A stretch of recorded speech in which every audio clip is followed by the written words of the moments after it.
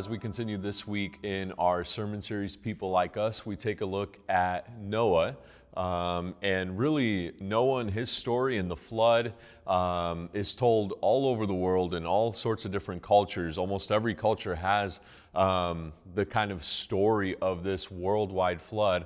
And so it's really well known. Even if you're not Christian, you would have heard of it.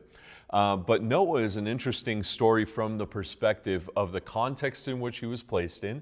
And Hebrews 11 verse 7 says that Noah, in reverent fear and obedience to God, Noah constructed an ark for the saving of his household. And so this past Sunday we looked at how do we live in such a way that we are able to, by the grace of God, lead our household in such a way that they are saved by Christ. And so we looked at the story of Noah, and really we started in Genesis 6 verse 5, where it says that the Lord saw the wickedness of man, and he saw that the wickedness was great, and he saw that it was increasing, and it was increasing continually, and the thoughts and the intentions of the heart of man was only evil continually.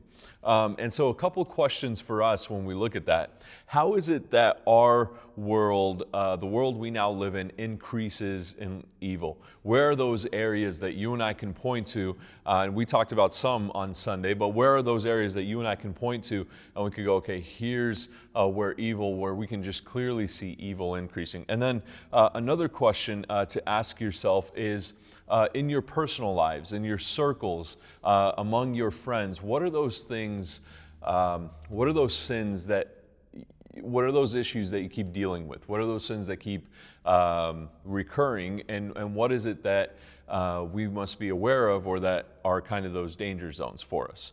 And so we said that as the sin increased, the grace of God was shown to Noah, just as the grace of God was shown to us through Jesus Christ. And we see these principles that Noah took, really, which helped him save his household. And the first was that Noah walked with the Lord. That's Genesis 6:9. Noah walked with God. And so what does it mean, we can discuss among ourselves, to walk with the Lord? And what are some evidences, like how can I examine myself and say that here are some examples of me walking in the Lord, or here's some evidences of me walking with the Lord?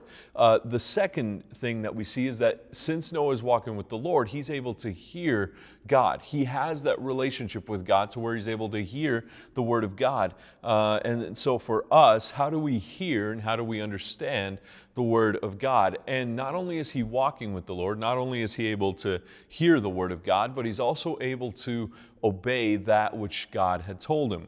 And so what are some difficulties for us personally that we have to navigate through when talking about obedience? And then here's a good question. Why does it seem that there are some seasons of life when it's easy to walk in obedience? And why does it seem that there's some seasons of life when it's difficult to walk in obedience? And then maybe a parallel to that question,